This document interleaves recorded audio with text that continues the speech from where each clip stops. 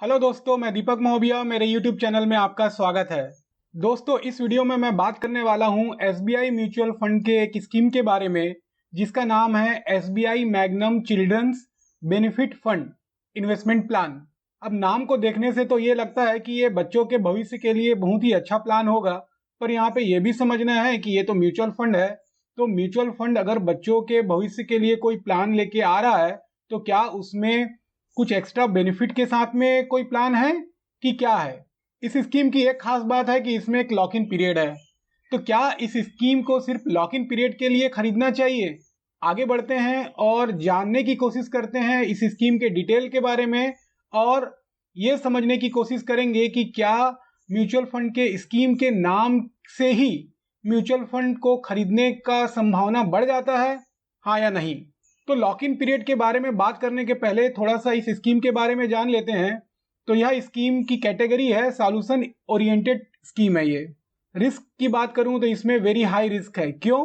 क्योंकि इसमें maximum investment equity class में होता है। हालांकि स्कीम में इक्विटी में, डेट में, इवन गोल्ड में, फॉरेन पोर्टफोलियो में भी इन्वेस्टमेंट हो सकता है, लेकिन अधिकतर इन्वेस्टमेंट इक्विटी में होगा। लॉन्च डेट, तो इसको लॉन्च हुए ज़्यादा समय नहीं हुआ है, 8 सितंबर 2020 को लॉन्च हुआ है, तो इसका परफॉर्मेंस को अभी चेक करने का उतना कोई मतलब नहीं है। पर हाँ, ये इंपॉर्टेंट है कि एसेट अंडर मैनेजमेंट अगर आप देखोगे तो 31 मार्च 2021 को 128.76 करोड़ रुपए है। सिर्फ 128.76 करोड़। बेंचमार्क, तो बेंचमार्क ये फॉलो करता है क्रिसिल हाइब्रिड 35+65 एग्रेसिव इंडेक्स को। फंड मैनेजर, इसमें 3 फंड मैनेजर हैं, मिस्टर आर श्रीनिवासन, मिस्टर मोहित जैन और मिस्टर दिनेश आहूजा। अलग अलग एसेट क्लास के लिए इनका यहाँ पे इन्वॉल्वमेंट है।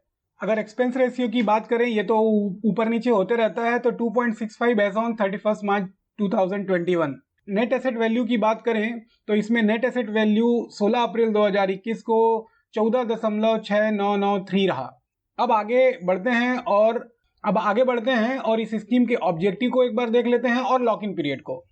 तो इस स्कीम का ऑब्जेक्टिव है, the investment objective of the scheme is to generate long term capital appreciation by investing predominantly in equity and equity related securities of companies across sector and market capitalizations।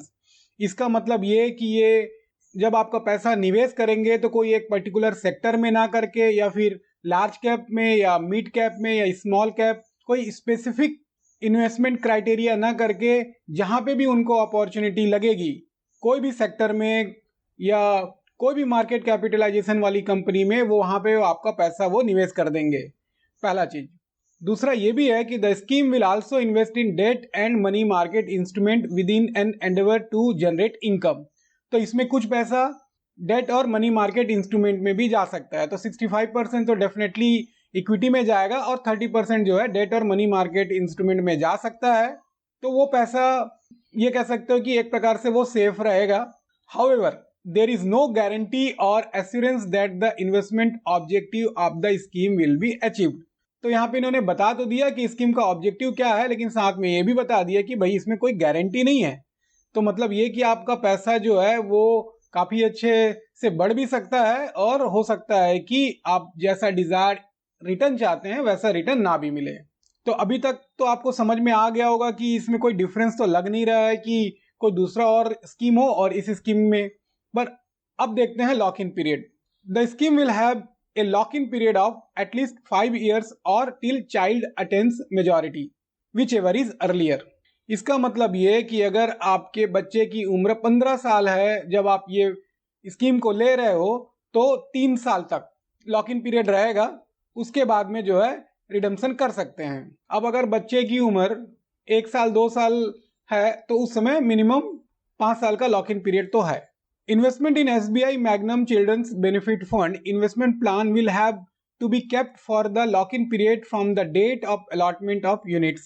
तो जब भी आपको unit allotment होगा उस समय से 5 साल का मिनिमम लॉक इन पीरियड तो लागू हो जाएगा। After the completion of lock in period the unit holder shall have the option to tender the units to the mutual fund for redemption और स्विच। ठीक है, अगर आप लॉक इन पीरियड के बाद में आप चाहते हैं कि आप अपना पैसा निकालना चाहते हैं तो आप निकाल सकते हैं, या फिर आप कोई दूसरे स्कीम में स्विच करना चाहते हैं तो वो भी कर सकते हैं। It may, however, be noted that in the event of death of the unit holder, where no alternate child has been nominated, or in exceptional circumstances, subject to production of requisite documentary evidence to the satisfaction of the AMC as the case may be, shall be able to redeem the investment. तो यहाँ पे ये बताने की कोशिश कर रहा है कि अगर कोई अनफॉर्चुनेट इवेंट हो जाता है तो पैसा निकाला जा सकता है। तो एक सबसे बड़ा क्वेश्चन अभी ये आ जाता है कि क्या सिर्फ लॉक इन पीरियड के लिए, अगर आप मार्केट में निवेश करते हैं और आप एक प्रॉपर डिसिप्लिन्ड वे में नहीं कर रहे हैं, तो आप यहाँ पे अगर निवेश करेंगे तो आपको एक लॉक इन पीरियड रहेगा ताकि आप पैसा बीच में नहीं निकाल सकें। तो क्या सिर्फ इसी के लिए आपको ये स्कीम को लेना चाहिए? ये कॉल तो खैर आपको लेना है। अब जैसे कुछ चीज़ों को और देखने की कोशिश करते हैं, जैसे कि इसमें कोई एक्स्ट्रा बेनिफिट्स मुझे तो समझ में नहीं आया। हो सकता है कि मैं कहीं पे गलत कर रहा हूँ, या हो सकता है कि कहीं पे मेरी जानकारी मिस हो रही है। तो आप ज़रूर से मुझे बता सकते हैं कि कहाँ पे मेरी गलती हो रही है, लेकिन जहाँ तक मैंने देखा मुझे तो कुछ एक्स्ट्रा बेनिफिट नहीं दिखा। सिर्फ एक चीज़ के कि इसमें लॉक इन पीरियड है, दूसरा ये है कि फंड मैनेजर की एक्सपर्टाइज के हिसाब से वो जहाँ चाहें, जब चाहें, जैसे चाहें पैसा निवेश कर सकते हैं। अच्छा, अगर आप ऑनलाइन परचेज की भी बात करें तो इसमें ऑनलाइन परचेज नहीं हो सकता है। क्यों? क्योंकि इसमें बर्थ सर्टिफिकेट देना पड़ेगा बच्चे का। अब मुझे ये समझ में नहीं आ रहा है कि यहाँ पे बच्चे का बर्थ सर्टिफिकेट भी दो, पूरा प्रोसेस करो, कौन अभी जाके जो है उनके ऑफिस में जाके ऐसा फॉर्म भर के इन्वेस्टमेंट करेगा। अब एक चीज़ ये है कि चलो इसमें चाइल्ड बेनिफिट फंड किया है, चाइल्ड बेनिफिट के लिए है, तो एटलीस्ट क्या जो पैसा इन्वेस्टर निवेश करेगा, जैसे प्रिंसिपल की बात, मूलधन, क्या मूलधन सेफ है? तो नहीं, उसकी भी कोई गारंटी नहीं है कि मूलधन सेफ है। क्या कोई इनकम टैक्स में बेनिफिट मिल रहा है? तो नहीं, मुझे तो नहीं दिखा इनकम टैक्स में बेनिफिट मिल रहा है। आप इसको भी देख सकते हैं। इसमें डिविडेंड ऑप्शन है क्या? तो नहीं, इसमें सिर्फ ग्रोथ ऑप्शन है। और इसमें डायरेक्ट और रेगुलर, ये दोनों प्लान से तो निवेश कर सकते हैं, लेकिन ऑप्शन है सिर्फ ग्रोथ ऑप्शन। इन्वेस्टमेंट डाइवर्सिफिकेशन, तो मुझे लगता है कि यही एक मेन बेनिफिट है कि इसमें इन्वेस्टमेंट डाइवर्सिफिकेशन है। मतलब ये एक सेक्टर स्पेसिफिक नहीं है, ये मल्टी कैप इन्वेस्टमेंट है। तो कहीं पे भी, जहाँ पे भी फंड मैनेजर को लगता है अपॉर्चुनिटी है, चाहे वो छोटा सा स्टॉक हो, बड़ा स्टॉक हो, इंडिया का स्टॉक हो, बाहर का स्टॉक हो, डेट में हो, चाहे गोल्ड में, जहाँ पे भी उनको लगता है कि अपॉर्चुनिटी है वहाँ पे वो निवेश कर सकते हैं और उसके हिसाब से आपको रिटर्न मिल सकता है। तो यहाँ पे फंड मैनेजर की एक्सपर्टाइज, उनका स्टॉक सिलेक्शन, वही एक चीज़ है जो कि आपको फ़ायदा दिला सकता है। उसके अलावा तो मुझे और कोई बेनिफिट यहाँ पे दिख नहीं रहा है। गारंटीड रिटर्न, तो जैसा कि मैंने बताया कि आपका मूलधन भी जो है वो सेफ नहीं है, तो ऐसा कोई गारंटीड रिटर्न नहीं है। तो दोस्तों, SBI के बहुत सारे अलग अलग प्लान हैं और फंड मैनेजर या फिर फंड हाउस अलग अलग नाम से कई सारे स्कीम निकालते हैं। पर आपको ये समझना है कि जो नाम रहता है वो नाम सिर्फ जो है एक मार्केटिंग के लिए है। आप ये समझ लो, SBI magnum children's benefit fund, तो ऐसा लग रहा है कि चिल्ड्रंस के लिए बहुत कुछ हो जाएगा। तो हाँ, हो जाएगा उनके लॉन्ग टर्म के लिए। अब 5 साल का लॉक इन पीरियड है, तो अब 5 साल जो है आप पैसा नहीं निकाल सकते हो। 5 साल बाद जब पैसा निकालोगे तो उस समय ठीक है, हो सकता है कि मार्केट अगर अच्छा चल रहा है तो आपको अच्छा बेनिफिट मिल जाए। एक दूसरा, अगर आप और लॉन्गर समय के लिए रखोगे तो उसमें और बेनिफिट मिल सकता है कि लंबे समय में ज़्यादा रिटर्न हो जाए। लेकिन ऐसा कुछ गारंटीड, जब चिल्ड्रंस बेनिफिट की बात करते हैं तो क्या इसमें कोई इंश्योरेंस अटैच्ड है क्या? तो ऐसा कोई इंश्योरेंस अटैच्ड नहीं है। क्या बच्चों के लिए टाइम टू टाइम कुछ बेनिफिट मिल सकता है? कुछ भी नहीं है। तो ये एक नॉर्मल प्लान ही जैसा ही है। सिर्फ जो मुझे लगा उसमें कि इसमें एक लॉक इन पीरियड है, उसके अलावा बाकी सब तो नॉर्मल ही है। तो दोस्तों, ये तो जानकारी थी जो कि मैंने अपनी जानकारी के हिसाब से आपको जानकारी देने की कोशिश की है।